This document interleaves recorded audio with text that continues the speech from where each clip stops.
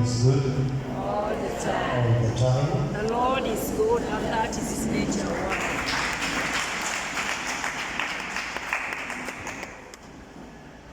Brothers and sisters in Christ, please listen to me very carefully. He's still talking now, drinking. So now, Colonel Godfrey Baba will speak about the Holy Eucharist.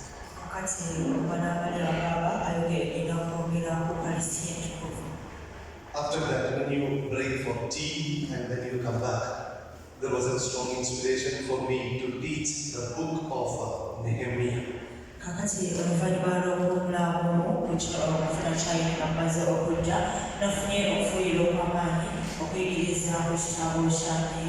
Because teaching of the book of Ezra has been completed and now we are in the book of Nehemiah.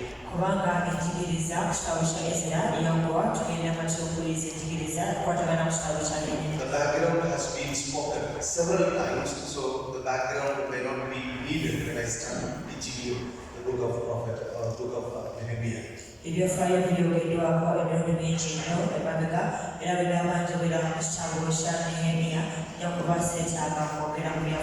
And as we conclude the book of Nehemiah, we will be learning about two ministries that are present.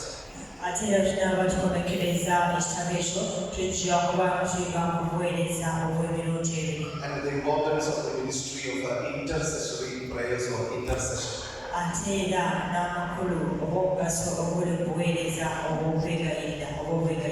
So by the afternoon time, I recommend you to have a Bible and a notebook so that you will be able to note down and also to grasp the things which I am going to say.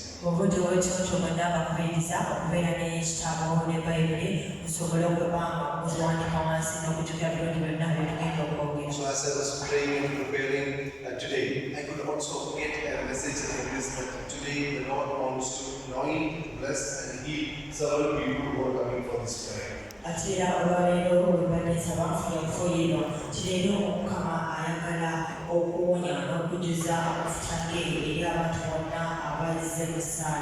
And we were in the Eucharist chapel, we were praying for different intentions as well.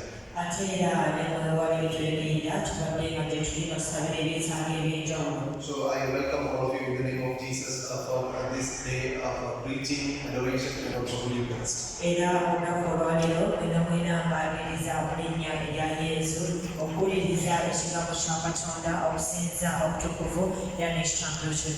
May God bless all of you and I welcome Baba to preach on the Holy Eucharist.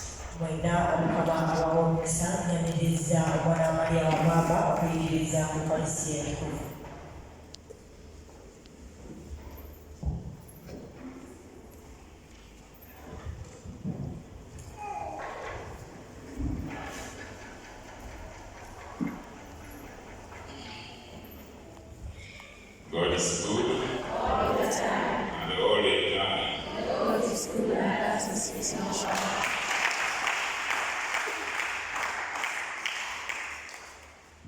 Yes, Father, I very welcome you.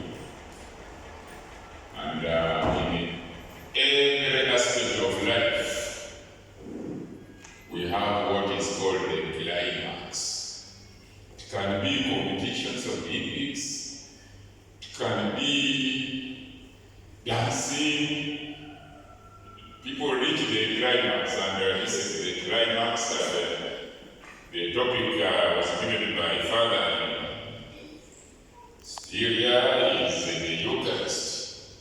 So that climax can be good if you have been really active in the game or whatever activity, everything, whether it is academics, there is a climax. So for us, our climax of today, we shall remain seated and repeat this prayer, which is in my book, Anger. And if you have been trying to fast, if you have that problem of anger, I've done my part. The book is there, 15,000, or with me anyway, receiving my vehicle. So I wrote this prayer from the fathers, especially Father Anthony, who is in Kigali, and even Father Superior, Joseph has been repeating it. So I want us to pray so that the Lenten retreat bears fruits for us when we go into another phase. So you repeat after me. Abba Father, for you all things are possible. Deliver me from my pride. And fill me with humility. Abba Father, for you all things are possible. Deliver me from my anger. And fill me with meekness. Abba Father, for you all things are possible. Deliver me from my envy. And fill me with goodness and love. Abba Father, for you all things are possible. Deliver me from my lust. And fill me with chastity. Abba Father, for you all things are possible. Deliver me from my greed. And fill me with generosity. Abba Father, for you all things are possible. Deliver me from my gluttony. And fill me with temperance. Abba Father, for you all things are possible. Deliver me from my sloth. And fill me with diligence. Amen. In the name of the Father, of the Son, and of the Holy Spirit. Yes, those are the 7 capital cities. And those are the source of all other seeds. Those ones. And we cannot even finish this Lent by our own effort without asking for Jesus to deliver us from all of those ones we have just prayed. We are not born angels. Even those saints who are in heaven, you will find in the book here how they struggled with this evil anger. Saint Francis de Sales, who is even a doctor of the church, who was really very fantastic in converting people, he suffered from this anger for over 20 years. And when you read the book, you will find a prayer which helped him to come out of that anger. A whole mission. When a priest gets annoyed and slaps somebody, they say, can the priest do that? No, the priest is not an angel. Even Jesus himself was God-man. God-man. So, St. Francis de Sales left us a prayer which we should not wait until we get angry then we pray. We have to keep praying it, so it should be your handbook, not just to read like any other books are written and you keep it. No. That prayer is to help you in place of work or any other time, any other place. So, the Holy Eucharist is our climax of Jesus' salvation.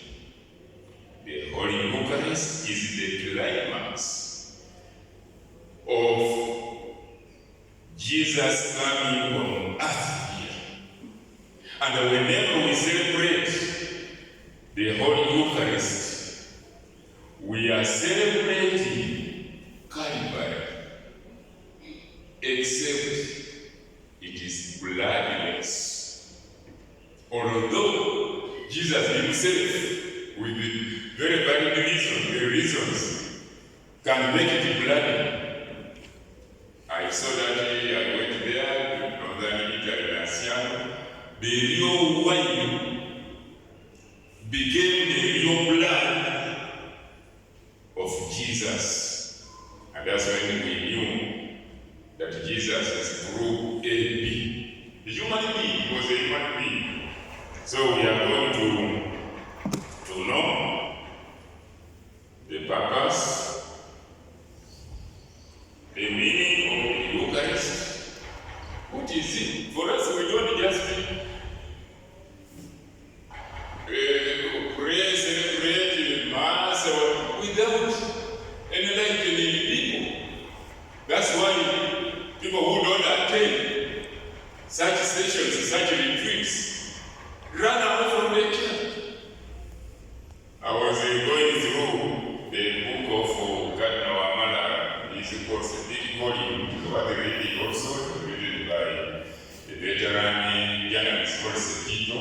So Cardinal Amala was asked, why are Catholics leaving the Catholic Church? Cardinal Amala said, hey, the earlier they leave, the better. Yeah, because if somebody cannot even come to understand what the Eucharist is, and if that one believes, it is even better because he is going to mislead others who are really coming here with the pen. How old are you? She has a book with a pen. Now what she's writing down, Apollotus' son used to sit here. The boy would write verses down, and when he reaches home, tells the man, Cardinal Amala talked about this. So ignorance is the reason why people are leaving the church, the Catholic Church. It's not that the Catholic Church is evil, doing things contrary to the teaching of Jesus. So the Eucharist means thanksgiving. Finished. You don't have to elaborate. Imagine just that word, Eucharist means thanksgiving. So when we are gathering here around the table, we are giving thanks to Jesus for how he instituted the Eucharist for our salvation.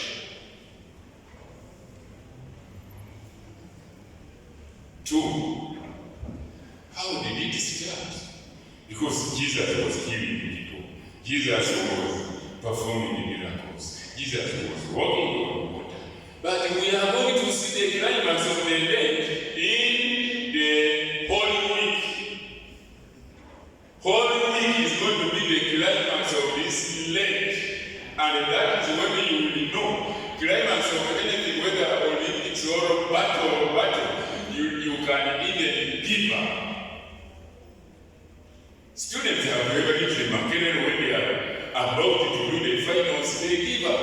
And they receive the parents that, they are on the graduation list. So the parents of one boy, when they reach Kampala, the father and the mother, the boy told them in Kampala to stop the car. That I'm back off, I want to go for a short call. And that was the end of the boy. He was not on the graduation list. And I don't think it is only him, right from the time in memorial, the climax of a battle, like spiritual battle, even Jesus was giving up. Jesus in the Garden of Gethsemane just told his Father, if possible, let this cup pass me by.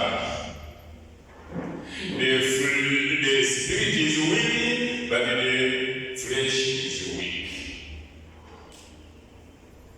But let it be done according to your will, not my will. You see. And that is already showing the weakness of the frailty of the flesh. We are all weak, but he surrendered everything to the will of his Father, and the Father sent an angel to strengthen him and continue with our mission, with his mission of our salvation. So we must know that the institution of the Eucharist, being the his mission on earth. We can read it, it is in the Gospel, but we can read it in Matthew chapter 26, verse 26 to 29.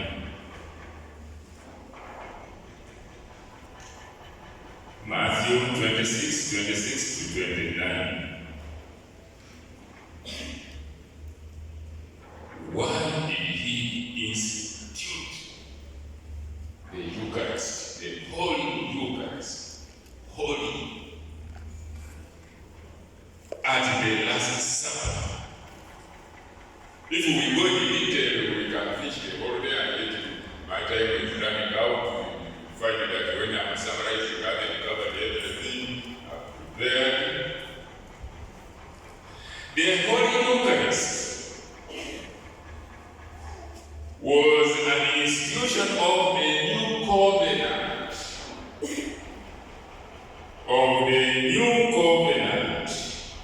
If there is a new covenant, then there must be an old covenant. And what is that old covenant? Between God and his children. And one has now Jesus come with a new covenant. The old law, the new law. The old constitution of the country, the new constitution. Let's look at the old covenant first. Then we see how Jesus brought the new covenant in the Holy Eucharist. You read Genesis chapter 17, verse 11 to 12.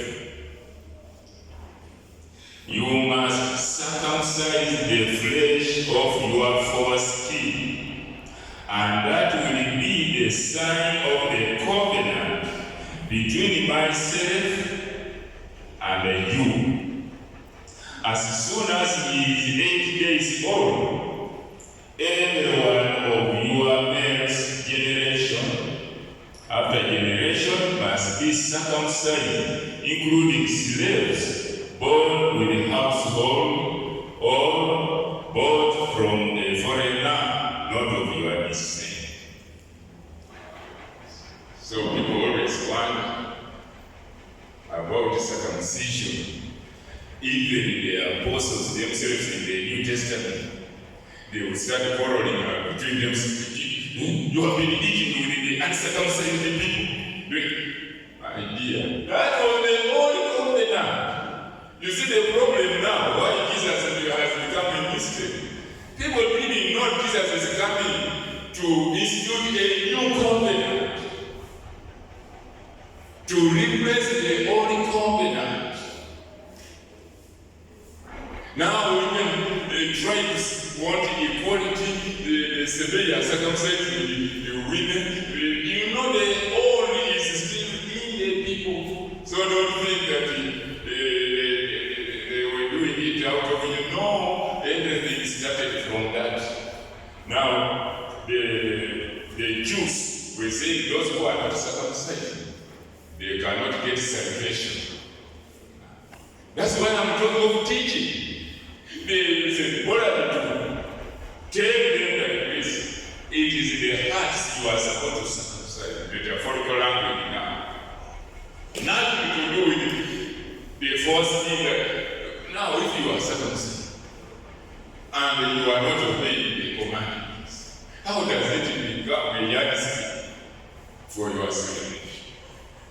So, Jesus comes with the new covenant in Matthew chapter 26, verse 26 to 27, the institution of the Eucharist. Now, as they were eating, Jesus took bread, and when he had said the blessing, he broke it and gave it to the disciples. Take it and eat, he said. This is my body. Then he took a cup, and when he had given thanks, he handed it to them, saying, drink this, all of you, for this is my blood, the blood of the covenant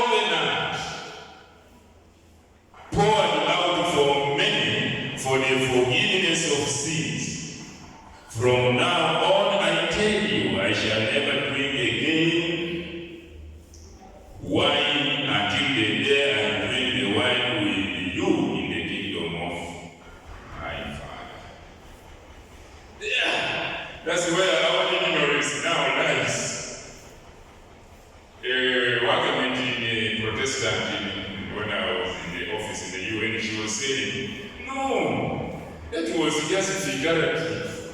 It was not meaning that it is his real body or the flesh or the real blood.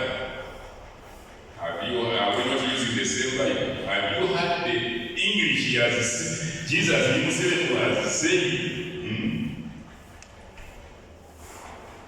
He has said, this is my body.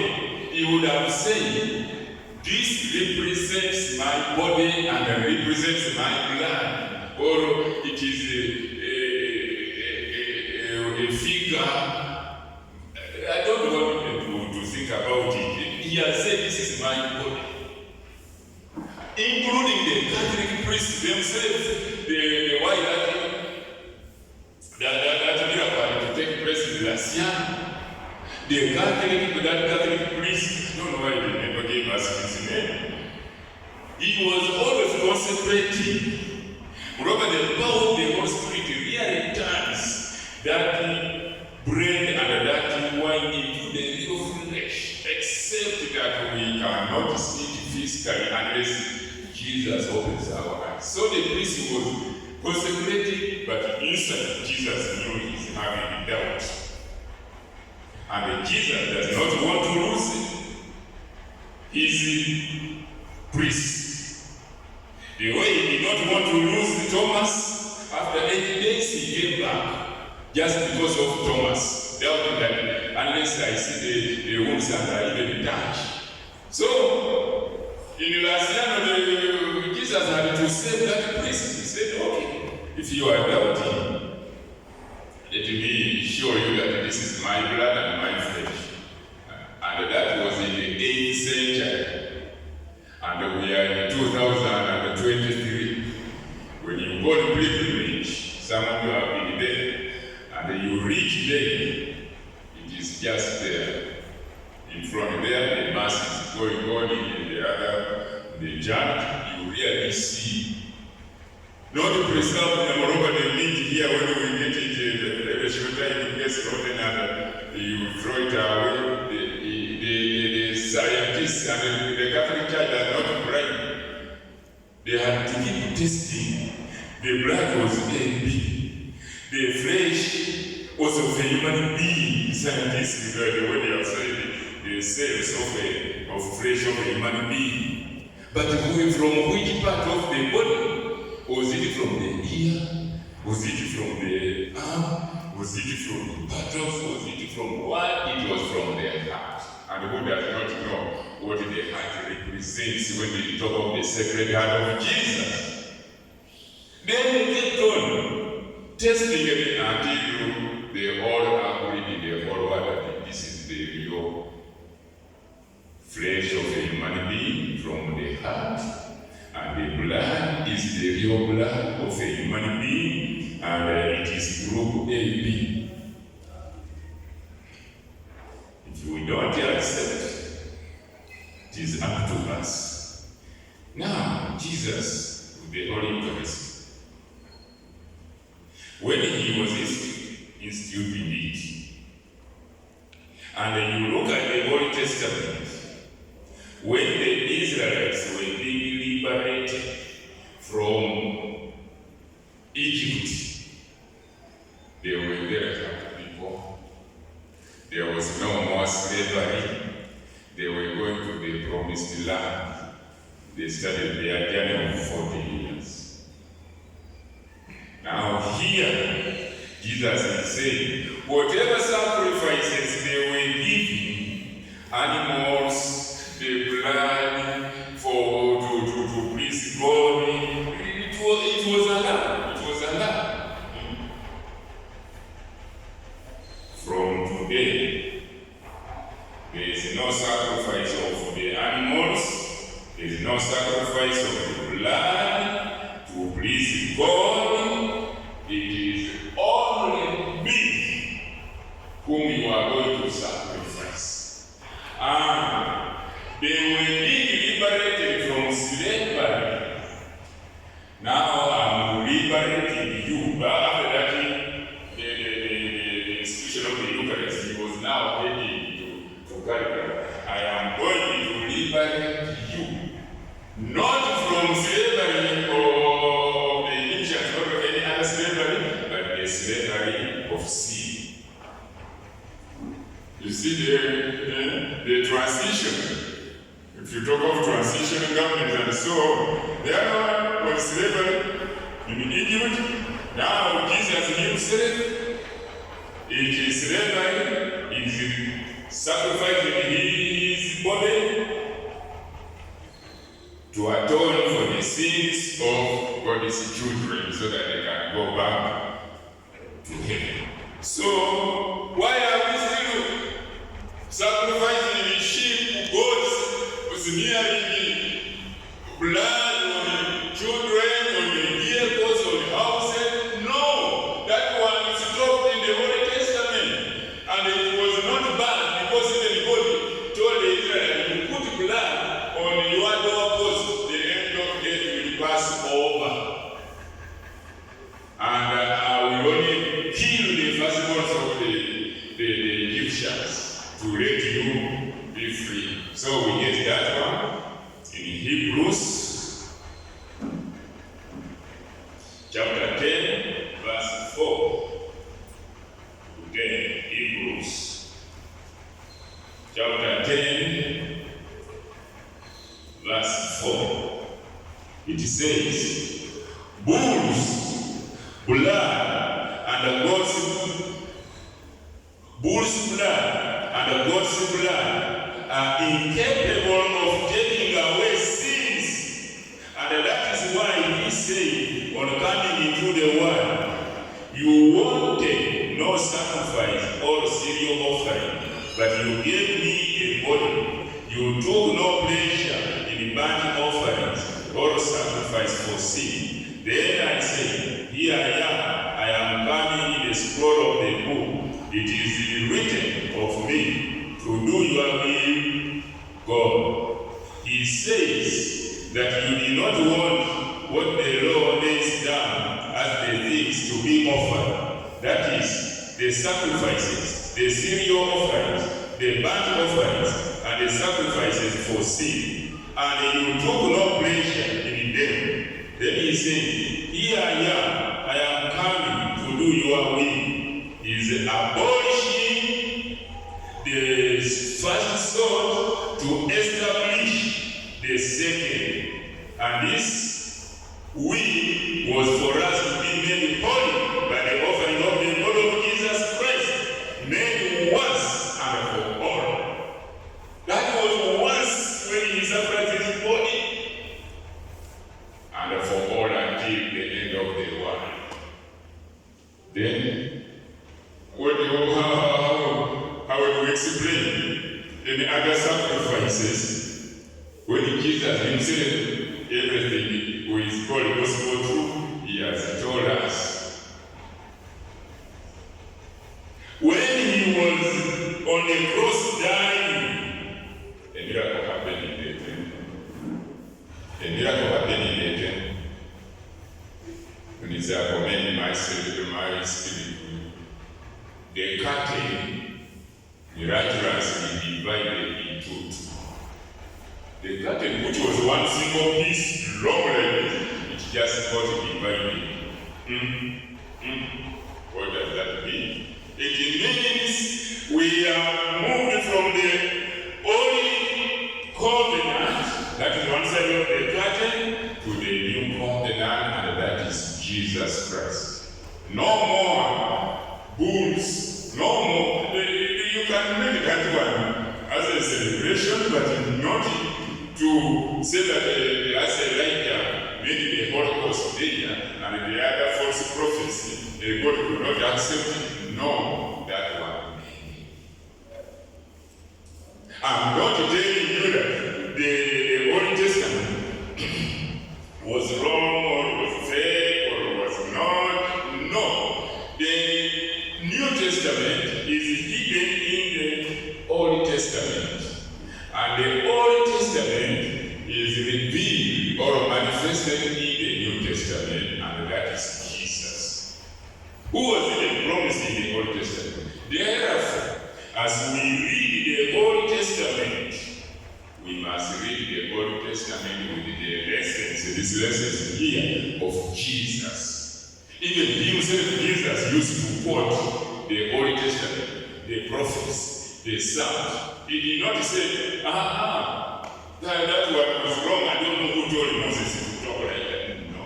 He said, I never came to abolish the law. I came to fulfill the law. How? By becoming law himself. Jesus is law. All our life is centered on Jesus. When we are coming for adoration, everything is in Jesus. I don't know how we should emphasize it, but that is it. So, I've told you it is gladness. Now we have this journey of 40 days. I told you 46 days, but we don't fast on Sundays. The 40 days observance, it is paramount. It is number one. Because everything we do, it is supposed to be the three pillars are prayer, fasting, and almsgiving. Everything is in that Mass. Therefore, even if we are so committed, or we have some reason, let God understand why we haven't attended any Mass in a day during this 46 days of our Lenten season. To really reflect on our salvation, how Jesus is going to offer himself in that Holy Week, that Good Friday, which should be called Black Friday, but the matters of faith are the opposite of the ordinary, because when the Israelites were massacred, it was called the Black Friday. Then when you hear of the Twin Tower, that day when people have been killed, it's called black or dark moment. For us, we turn it to Good Friday, and people will need to laugh at it. They are killing somebody on the cross and you are calling it Good Friday. Yes. Because in the Mass you hear the priest saying, the death he freely accepted. If he did not accept, then it would really be that moment for now. He freely accepted for our salvation. Then why should we call it Black Friday? In the Holy Eucharist, which is being celebrated every day in the whole world, or I can even say every hour, because the timings are different. There are miracles which happen in the Eucharist. Eucharist, when it is being celebrated, people look for healing. Even me, anybody wants to be well because Jesus had compassion. People to heal them. People forget that every Mass, every Holy Eucharist being celebrated, it is a healing Mass. It is a healing Mass. Whether it is being celebrated in your home, whether it is being celebrated in the cathedral, whether it is celebrated where, as long as it is a Holy Eucharist, it is a healing Mass. It is a healing Mass. And you are not going to be healed. I'm not going to be healed unless I believe that the Eucharist is a healing Mass.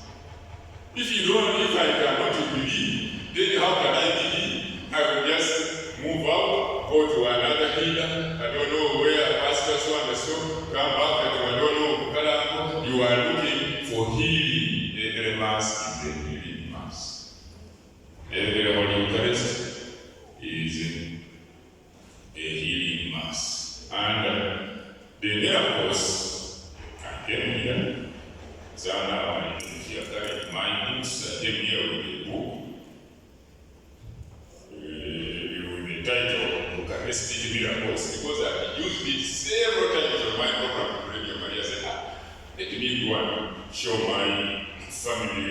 essentially family, the photographs, the real photographs of these Eucharistic miracles which took place, they have been documented. So when the book was passing around like this, that lady was seated there, the book came back. Because I'm talking like this, I have other things to think about. I forgot that I have left the book to go around. If it was not because Maria Colot, who is tough, she saw the woman entering the taxi with money.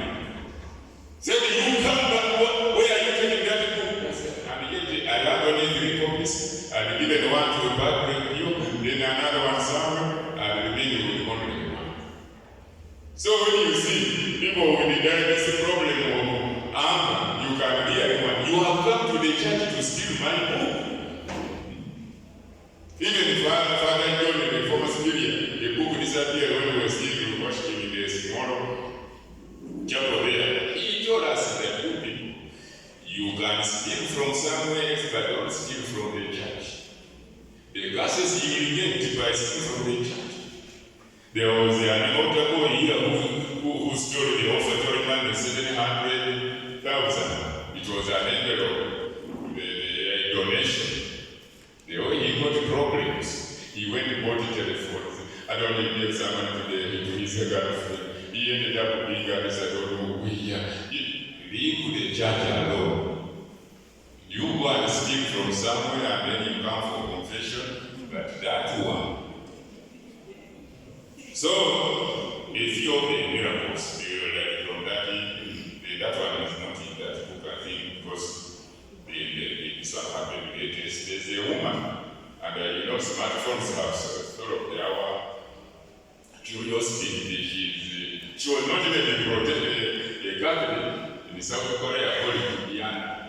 So you can go to YouTube and read Juliana of South Korea about the Eucharistic miracles. Whenever she would receive Holy Communion, first of all, her brief history, as she was a married woman and a Protestant and a non-Catholic, she felt terminally ill, and she was going to die. But when they took her to a Catholic priest prayed for her, she got healed. Now, if you have got healed in the Catholic Church here, can you even be the Catholic Church when you were going to die? So she became a staunch one, those converts. Anybody who converts is supposed to be staunch like St. Paul, and the others, St. Augustine. So whenever she would receive, the hostess bleeding. The Catholic Church doesn't get excited. So they kept on testing. It was the same blood group of Jesus, AB, and that flesh, until St. John Paul II flew to South Korea to go and meet this blessed lady. She's still alive. You will get more on the YouTube there. So many have got that one, and of course the church has to approve. So we are in the fasting, and we talked about fasting, abstaining, and how the church guides us. If you are sick, or you are above 59, below 15 or 18, you are not supposed to fast, like that. Now we have also to know the benefits. What are these benefits when you are fasting? Because if you are going to fast, in order to reduce that weight you are carrying, you may be doing it for a different purpose. It will not be according to the Catholic teaching. We must fast knowing what are the end results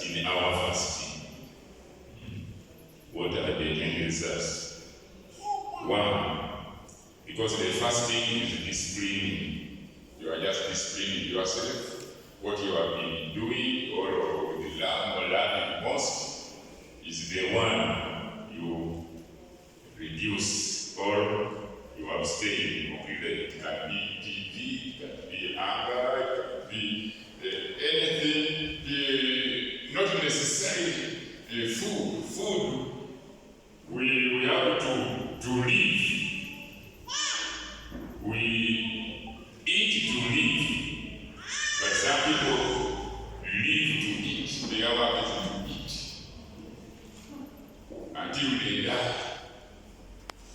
So, if you have been having 3 meals, then because you want to discipline yourself, and then you reduce to 1 meal, what does that 1 mean? It means the money you would have used for buying the other 2 meals, you have saved it. You see, that's why it is connected. Prayer, fasting, and almsgiving. So if you have saved that money, it is not banking it so that at the end of the fast you compensate. You know, some people fast the whole day, but when you go to what they say, breaking the fast, they have cooked the chicken which is there, the meat which is there, the mauledi, the rice, the Irish. Now, if I eat like that, then I can finish 3 days without eating. There you are, there's nothing, you are not disciplining yourself. But here it means that money which you have saved, you give it to the needy. Not badness. There are those who abuse charity. And during COVID, they were knocking at my gate with the list. You see, I have no work, I have orphans. I said, hey, you come back another time. She comes, I again interrogate the man. So, okay, you have this. But there are those who are just badness. They don't want to work. You give them money like this, they go and drink. So prudence, discernment, okay, let's look at the benefits. The benefits of fasting, number 1, is spiritual clarity. Spiritual clarity. I'm telling you, if you have been fasting, by the end you finish the Lenten season, you will have got spiritual awareness of your existence on this earth here, this short life we have. So it is spiritual clarity. Number 2, if you look and you read the Bible and you see where fasting takes place, it makes you grow in faith. So it is growth in faith. Your faith becomes stronger than before you fasted. Because the more you fast, the closer you come to God. All the Old Testament, see you read up in the New Testament. The more you fast, the more you come to God. That's why it was recommended. That's why Jesus became an exemplar. He started by fasting before going for his mission. And he said, Paul, when he converted, he went into fasting before he started. Because now then you are closer to God. Then number 3, since you have been disciplining yourself and abstaining and controlling and all, it cleanses your soul. Your soul is cleansed. It does not mean that you are now perfect, even if the Lenten season ends. No, I've been telling you about the vehicles going for service. Our helicopters, after flying for a short time, you take it in for service. Women going to the salon. They don't go to salon every day, but after the salon, you will find the dust comes, all this, whatever. So after some time, they go back renewal. So it is just a spiritual journey, a spiritual battle, a spiritual struggle. That is why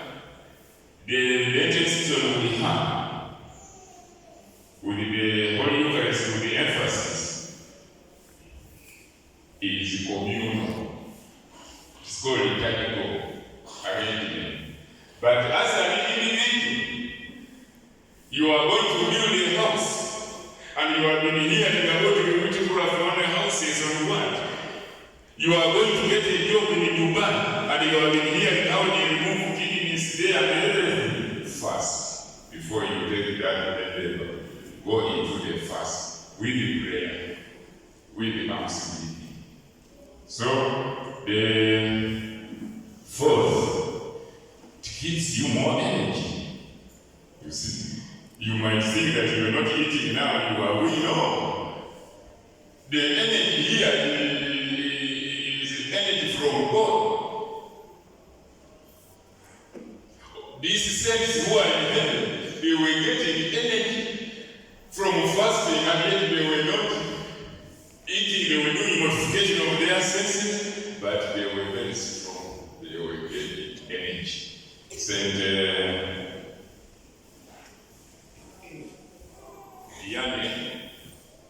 he became thin and thin. The parishioners were bringing rice, chicken. He was getting the food, he was taking it to the orphans and the widows and those. Until the parishioners said, Father, for us we are going to stop bringing you food here. We bring food, you are losing weight like this. He was just quiet. Then one time the girls made him take the home. Father, we want to come and have lunch with you at your parish. He said, then you are welcome. They came. They sat. Father Vianney served them the food which he eats. He said, what is this? They were rotary IQ potatoes. See, Father, what is this? He said, this is food. He said, those people who are in heaven, when they were told to imitate, don't imitate blindly. Imitate at least in prayer, but the fasting should be according to our assessment, with advice from our spiritual directors. Number 5, you see the world in a better spiritual way. You see, because you have cut yourself off from all those pressure which you used to like very much, the TVs, the social medias now. So you started understanding the world different. Those who are my followers on Facebook, immediately I got the ash. I posted the photograph on the Facebook. Then I wrote a few lines. I said, is it good or bad news? This is a beginning of reflection, whereby we must understand that whoever you are or whatever you are, we came from dust, and to dust we shall return. Whether you are rich, whether you are poor, whether you are tall, whether you are handsome, whether you are ugly, whether you are a master, whether you are a slave, whether you are what, we were sharing with the Emma, our Christian here, we said, if they bring skeletons, will you identify that the skeleton was of a rich man? Nothing. Will you understand that this skeleton must have belonged to Hitler? Nothing.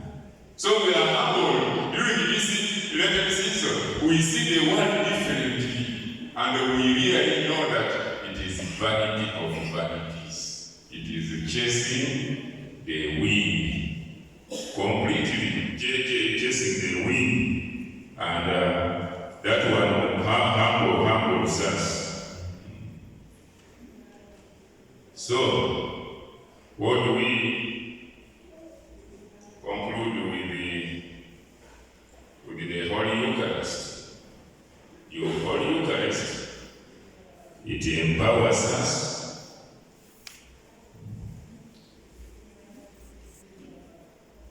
spiritually, and if it empowers us spiritually, then what do we do? What do we do really?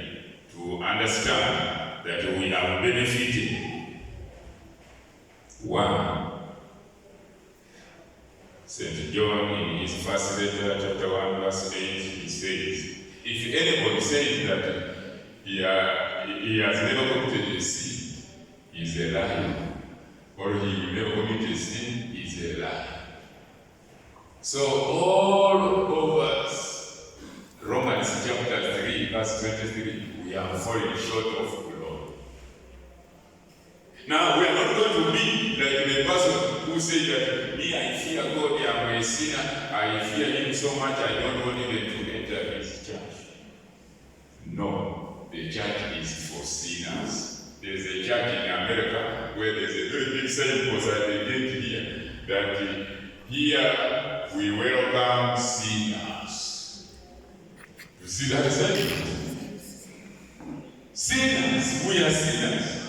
The one who says he is not a sinner is just a hypocrite. He's a liar. So, every time we are in the Holy Eucharist, our venial sins are being washed away. Venial sins are being washed away. Therefore, you know, even in dress or hair or anything, any small or dark, if it accumulates, then it becomes worse. So every time, like the shoes you have to keep polishing because you have been walking and the dust has come on, then you polish. The following day you polish. In the morning, you keep brushing, washing the face. So you consider that also spiritually, that every time we come and we receive the Holy Communion, the venial sins are being washed. Otherwise, nobody will ever receive Holy Communion. If the venial sins were stopping us from receiving Holy Communion, nobody, including the priests themselves, they wouldn't receive Holy Communion. So that's the advantage of the Holy Eucharist. Every time we receive the Holy Communion, by the way, the Holy Eucharist is not singing, donating, or offertory. The Holy Eucharist is centered on the body and blood of our Lord Jesus Christ. If you are not receiving it, at least the church has got sympathy because you may have the intention of formalizing your marriage at the altar and receiving, so they have what is called spiritual communion. So don't somebody the choir there in the secretary will shed tears when people are sitting over until God had tears at the wedding. So don't think that you are abandoned. Look for that prayer of spiritual communion. Although I'm not a theologian, I still a priest, but you know he broke away from the Catholic Church and said, no, Jesus does not come. Jesus does not come in that spiritual communion. Jesus has the Mass. He came even to receive reading the tax collectors. He said, I did not come for the righteous. The one who is healthy does not look for the physician. So Jesus has compassion. It has been a bit controversial. You know, when I hear from one priest, then I don't choose that priest to another priest, but I try to learn more from another priest. So when I was in Bali, one priest told me that you see, come for us priests, if we are sleeping with the women, you see, homosexuality has entered my brain. I would say that if we are sleeping with men, because of what it is, but was brought Jesus to us now, the devil has attacked them. You are the one who was evangelizing, let him bring homosexuality. Now again they are bringing it in our schools. Okay, the priest said this, that if we keep sleeping with the women and we come here to consecrate the bread and the wine, Jesus will not come. I came from Bali when I was perturbed, I was hearing, wondering, now, if Jesus does not come, that means all the people who are receiving Holy Communion, they are not receiving Jesus. So I went to another priest. I did not accuse the other one. The other one banged the devil. Some priests think that they are more knowledgeable than others. Jesus comes because of his mercy. Jesus will come. Jesus cannot refuse to come because of the priest who is in sin. Jesus will come. Otherwise, it will be meaningless now. That's not a Jesus, but those are not topics you should bring to the public and make them debates. No. So after we have seen the benefits, and I told you that corruptions, we have to stop, but we should know that the climax is coming for Jesus in the Holy Week. And it was so painful that we must understand that there is no king without pain. There is no crown without the cross. There is no crown without the cross. Therefore, there is no Easter. There is no Easter without Good Friday. And once we summarize now our spiritual knowledge in that nutshell, then we shall know that our spiritual journey is a struggle. There is nothing which Jesus taught that the road is narrow, and if you want to be my true follower, you must deny the world, the relationship, the asset you have. Pick your cross and follow me. So the Moroccan one saw my book, Tricks and Snares of Satan. He said, why have you written this book? Me, Jesus died for my sins, and that is all. The tricks and snares. I said, no, Satan has no power over me because Jesus died for all of the sins. I said, no. You see how the devil is very tricky, misleading people with different doctrines. Different doctrines. So, there is no Easter or no crown without the cross. We must work for it.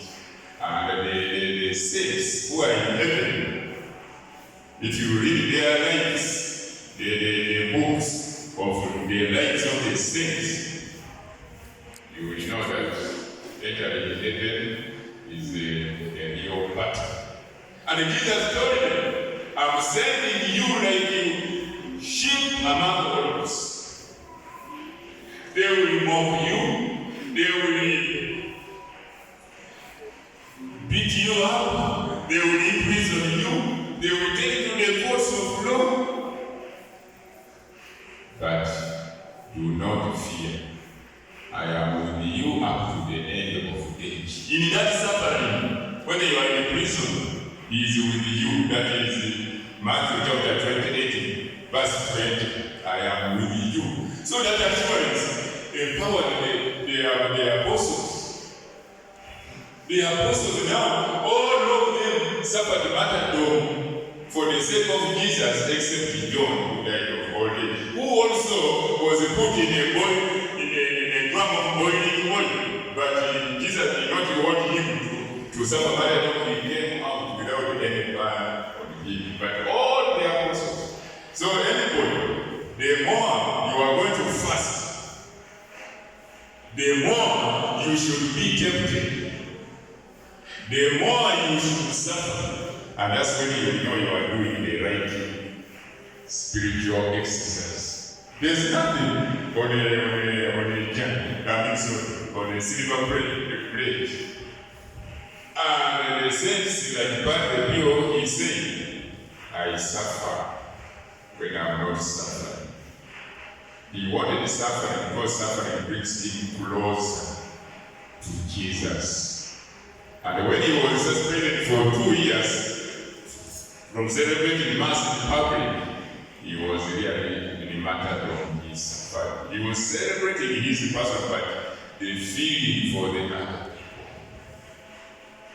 When he said, Rita became a sister after the marriage and the death of the children, she knelt before the crucifix and said, Jesus, my Lord, I want to share in that crown of yours. And as she was talking like that, a thorn came and pierced her on the forehead, and it was so painful, it was so smelly, but up to now, to go to Cassia there, the body is not rotten. Thousands of years ago, she's just there sleeping. Father Sewaba told us already, Maria, that sometimes the eyes open. I think we have run out. So, we don't give up because the Holy Eucharist is in the summary of our faith. St. Paul said, without the resurrection of Jesus, our faith would be in vain. So it means that when he resurrected, what he left us, the legacy was that whoever eats my body and drinks my blood will live, even though he dies. He will live. John chapter 11, verse 25. So whenever we eat, even if we are dead, we are living. And when people say that, how can you say pray through people who have died that they are saints in heaven? No! Those people are more alive than us who are here, boasting of our short life here, that we are enjoying the life. They are more alive. Why? Because they are in eternal life. And that is the church triumphant, that's the church victorious. We are in a church on earth called church militant. We are still fighting, like the Israelites who were having 40 days, 40 years from Egypt to the promised land. We are also on the move to the promised land, but fighting. Then the third church is in purgatory. It is called a suffering church because they are not capable of praying for themselves. They depend on our prayers on the church militant to free them to enter the eternal life. So we are concluding the Lenten season. The Lenten retreat. Let us go home with some enlightenment. Let us read the scripture every day. Let us attend the Mass every day. Let us give where we can, and then we shall have praised Jesus that we made the good Lenten journey. We shall be with Him. In the name of the Father, of the Son, and of the Holy Spirit. Almighty Father, we thank you for this moment we have reflected on this Holy Eucharist and the Lenten season. But we cannot manage without the Holy Spirit. Even the apostles could not manage without the Holy Spirit. Even the saints who are in heaven, they could not manage without the Holy Spirit. During this Lenten retreat, fill us with the Holy Spirit. Let us be empowered to defeat the enemy so that we may resurrect with Jesus on the Easter Sunday. We pray all this through your Son, Jesus Christ, our Lord. Amen. Our Lord, bless us and these gifts we are about to receive from your bound through Jesus Christ, our Lord. Amen. In the name of the Father, and of the Son, and of the Holy Spirit.